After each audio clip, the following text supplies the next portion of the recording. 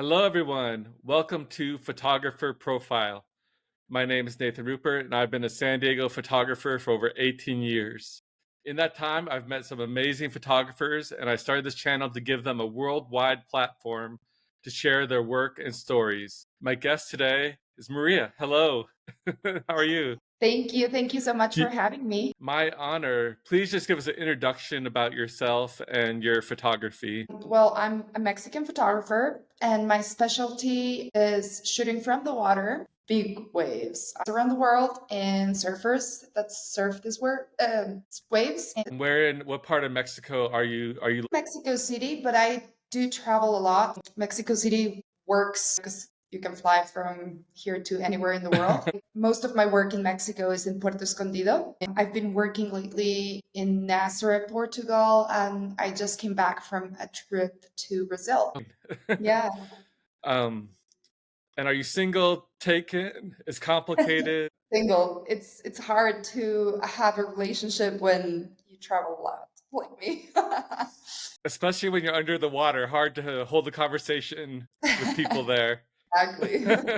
Do you have any hobbies outside of photography you like to pursue? Well, swimming is kind of my hobby, but as well as my work because I swim to take photos. I love surfing, but I don't get to practice it as much. I love boxing, tennis. I'm active, doing a lot of sports more than training, but anything that has to do with beach. Were you a competitive swimmer growing up? Yes, yes, I was from like 7 years old to 19. So more than a decade of competitive swimming. Wow.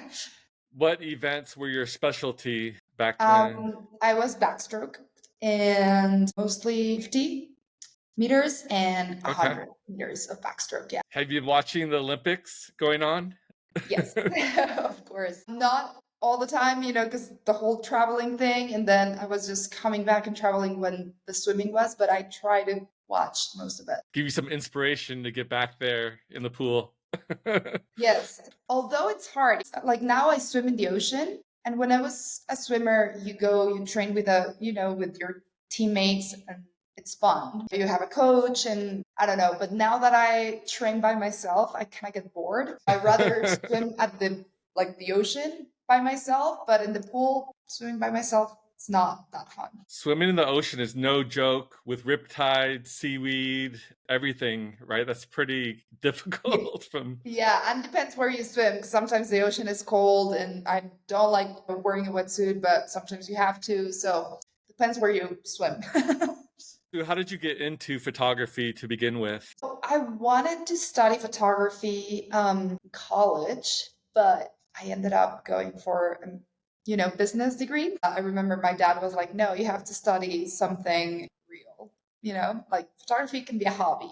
So I ended up going to business school. When I graduated, I traveled to Hawaii to volunteer at this humanitarian organization. I met this surf photographer, Peter Sterling, and he kind of wanted to pass his knowledge to someone that wanted to learn. And I was there. I remember a friend was like, "Hey, so there's a swimmer girl. Maybe she wants to learn." And so I came talk to him, and he's like, "Well, you're a girl." I was like, "Yeah." So he's like, "This is a dangerous sport, lady." I was like, "Yeah." So it doesn't matter, I'm in. And he's like, "Fine. If you want to do this, you have to be serious about it." And I was there during the summer. He was like, "Just come back in the winter, and I can teach you what I know, and we can go from there." I remember I came back to Mexico, saved some money, and went back for winter. I was good in the water, like I knew how to swim, but I did not grow up in the ocean. I grew up in Mexico City, so landlocked. And even though I was comfortable in the water, there was a lot I needed to learn. I didn't know the currents, I didn't know like, the weather, the wind, how everything affects the waves. And it was a lot of new information for me. And I remember I with bet. him, we just would sit at the beach and he would make me observe for half an hour, an hour. And it's like, okay, so where do you think you would swim out from? And where would you sit? So you can see the full ride of the surfer. And how do you come in? And so that helped me a lot. Then I also started hanging out with a bunch of bodyboarders from Hawaii. And Oh, wow. so I guess the practice part, like the action part, I got it from them because I remember they would be like we're going surfing. Are you staying at the beach and tanning or something? I was like, no, I'm going with you guys. And he's like, okay, are you gonna just be sitting in the lineup? Give me a board and pair of fins. And so that's how I started, just sitting in the channel and watching the waves. And the first time I took photos were with this disposable camera, those that you could buy at the convenience store. And Peter was like, well, if you can take good photos with this, you can take good photos with anything. So yeah, that's how it started. So do you consider yourself a professional, non-professional? How would you categorize I guess by now I'm a yourself? professional because this is my career. This is how I make a living. So, That's great. Not many photographers can say that. so someone And- asked, when do you consider yourself professional? And I guess most people answered it was when you start making money out of it. So I guess, yeah. when you can pay rent on the photography, that's what I would say. And what kind of gear do you use usually? I am using Nikon. I am about to change gear actually in a couple Oh, months. Yeah, because I've been using this for a long time now. I have a Nikon D800. It's pretty old, but I love it. I am switching, and for video, which I do not love, but I do use Sony Alpha, and I love taking photos way more than taking videos. My Nikon is my favorite for sure. are you going to sell your Nikon stuff? No, I think I'm just gonna keep it. I would not make much money from selling it. And I want to keep like how it started and like everything that, all the memories and like what it means to me. So I think I'm just gonna keep it. And it's good to have a backup camera just in case something happens. And you traveled a lot. Where have you traveled exactly during your photography career?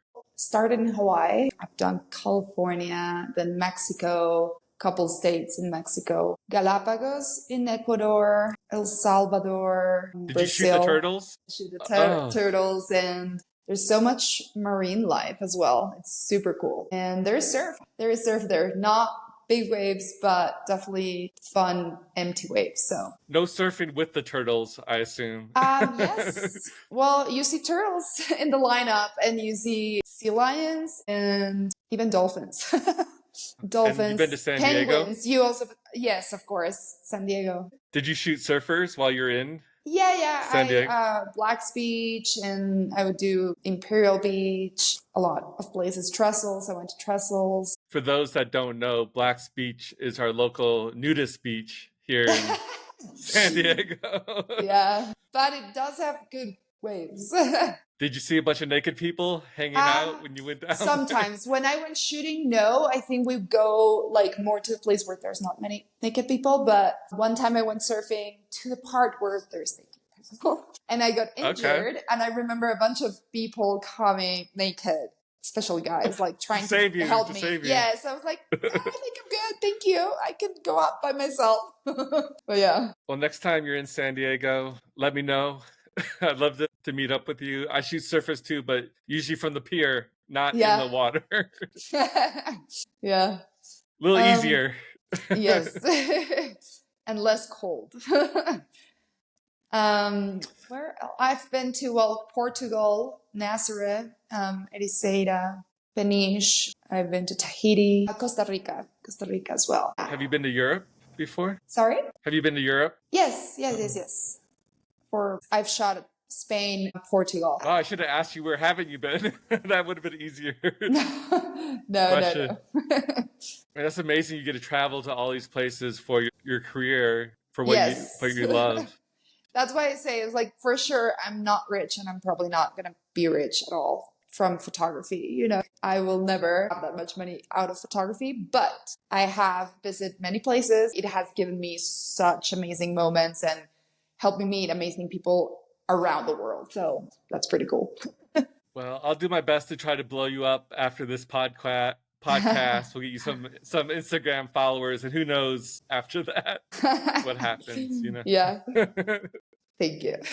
So what would you say is the best photography advice you have received? I know you mentioned you did have a mentor there before you started doing surf photography. What I always say is that you have to put your soul and heart into it. It's like, because it's an art, you have to do it with passion, because passion shows through your work. If you are not all in, I guess your work is not going to be as good as if you put your heart and soul into it. So that is my advice.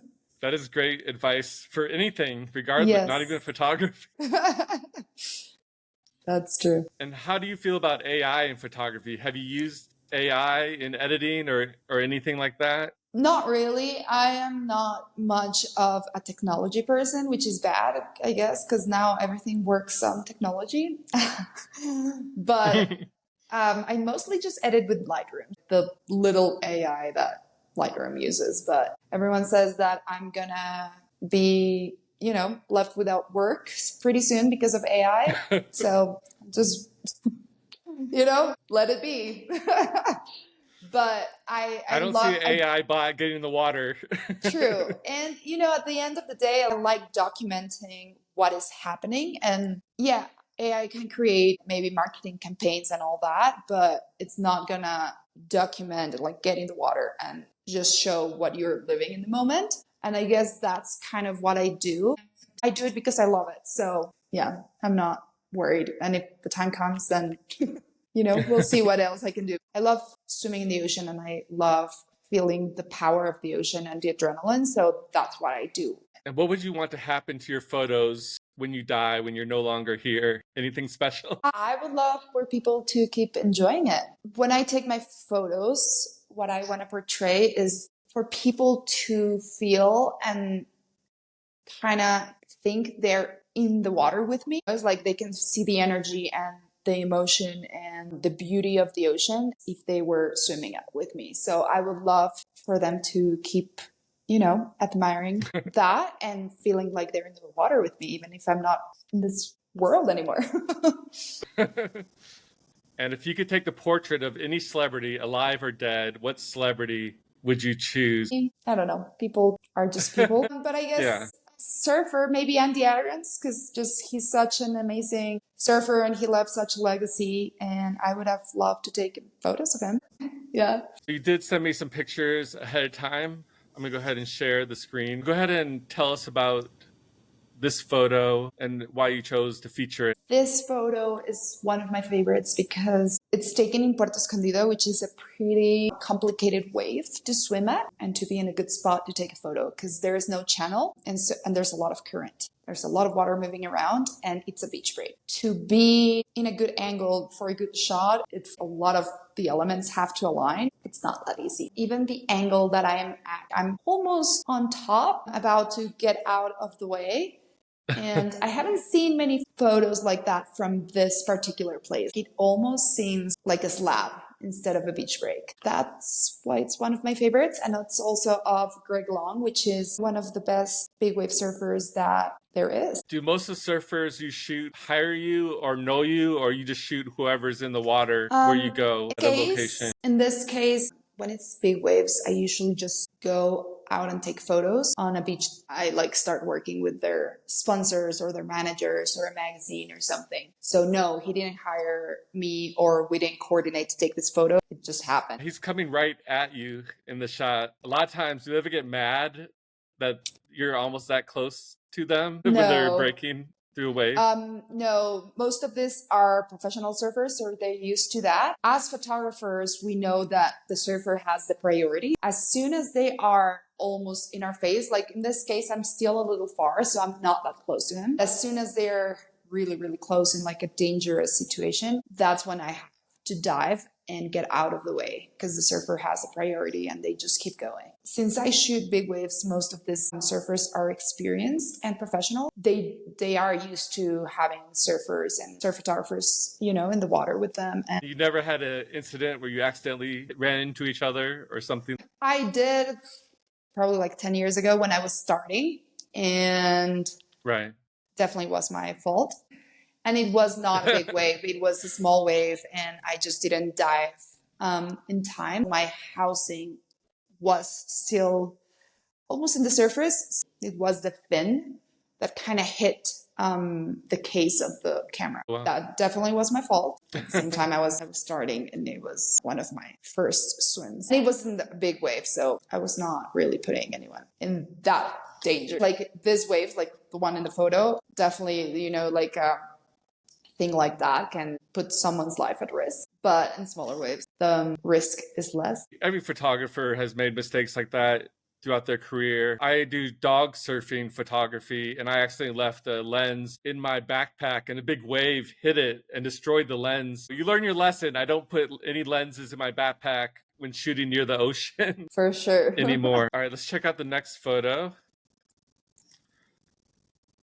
So go ahead, explain this photo. I think many people might recognize who this is.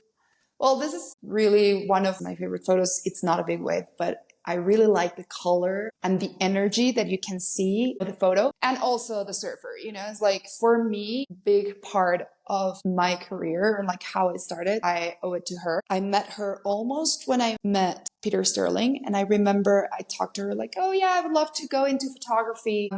We had some friends in common, and so that's why we got introduced, and we did a swimming trip together. When I told her about the fact that I wanted to start photography, I remember she told me like, oh, you can come and practice with me. Why don't you come next winter? And that's when I was like, maybe this is what I'm supposed to be doing. What are the chances of a Mexican girl from the city to get an opportunity like that, to go shoot the most famous women surfer in the world? Okay, I'm going to buy a real camera, you know, the whole setup. So yeah, that winter, that's when I got that photo. And actually that session, I was shooting her, and she had called Ilana Blanchard, and she's like, hey girl, I'm going to go to surf. There's a friend here that's shooting. Do you want to come with me? That's how meaningful this day was. Where was this taken? At their home island. You don't have to say it. That's fine. You don't need to it's like, give it away. Yeah. I added my own bonus photo in your podcast. Sorry, but I have a photo when she came to San Diego, Oceanside. The girls, Super Girl, I think it is called, the contest that she goes to. Her name is Bethany Hamilton, right? I don't think we said her name in the previous photo, but I took this from the beach. Nice. But I was just happy to get any shot of her. I know. When she was here. So here is our next photo. Go ahead and tell us about this. Well, you asked me to send you a photo that you would, want to criticize. And I like this photo, but I'm not 100% sold on it. I sometimes like the flares of the photos, but this one in particular, I think it's too much.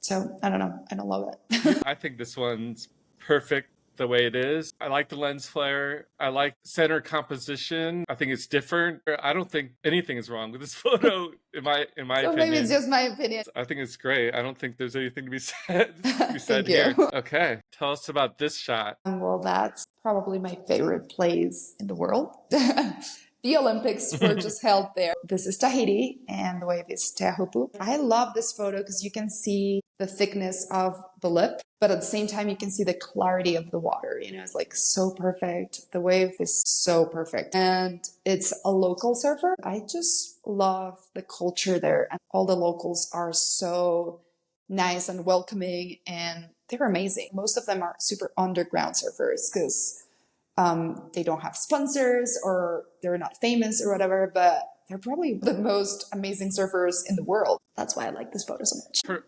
It looks like a tornado with the center there. Like from the new Twisters movie or that. And his line is so perfect as well. Like he's surfing this wave so good. Okay, last one. Yeah.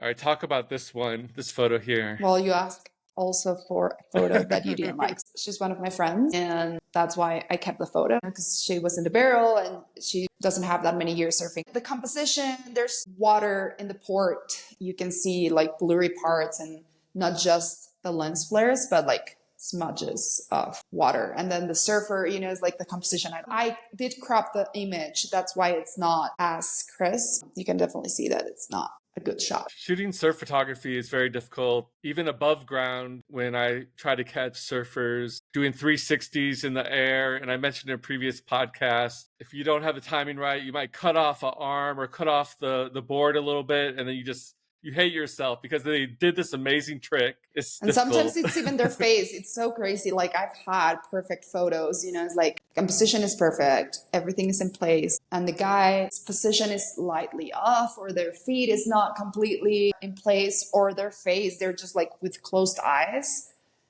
and your photo got ruined. Not a perfect photo. Well, thank you for sharing these photos. Couple more questions before we wrap things up here. Yeah. Do you have a dream shot, a shot you've always wanted to capture? I like barrels, and there's not much, I guess, you can do inside a barrel. I've always wanted to shoot at the slabs in Australia, and then I've also wanted to shoot Tahiti when it's massive. Like I know maybe code red, I cannot swim, but maybe like orange or yellow or something really big. That is still on my bucket list. I would have to train for it right now, even though I feel like I'm in shape, but I haven't been swimming big waves. And you can have your cardio on being in shape for water sports, but being able to swim in those waves, you have to prepare yourself mentally, like lung capacity, a lot of things that I guess right now, at the moment, I don't have it.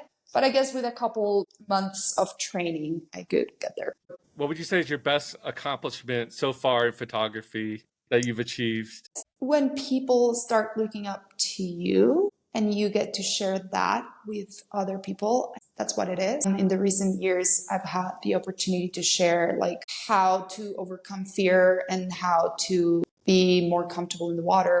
Because overcoming fear doesn't just apply to the ocean, but it applies to everything in life. And I think it fills my heart when I get to share with other people this love for the ocean and this love for capturing its beauty. And I think that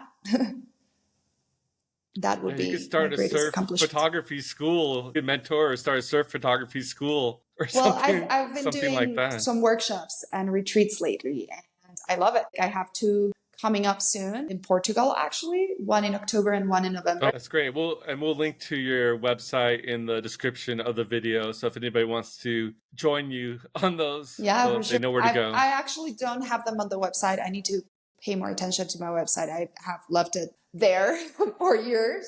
But on Instagram, I do all my marketing through Instagram, and like all the new workshops, I share them over there. Okay, yeah, we'll put your Instagram as well. We'll try to get you to shoot the next Olympics in the water, the surfing portion. Yes, of I that. actually sent my curriculum, like my resume, and some people kind of nominated me, but at the end they chose another girl. So it's great. Everything happens for a reason. And this year I went to Brazil. I'm sorry. It's okay. I didn't mean to bring up those bad, pretty bad bummed. circumstance. At the beginning, I was pretty bummed, but then I realized that it was meant to be, and I got the opportunity to go to Brazil that I've been wanting to go for so long. So pretty fun life and things that have happened. Everything happens for a reason. I'm convinced of that. You're living the dream, able to live off your photography, travel the world, shoot amazing shots. Yeah. You have nothing to be sad about. Nope. I am very blessed. I know that.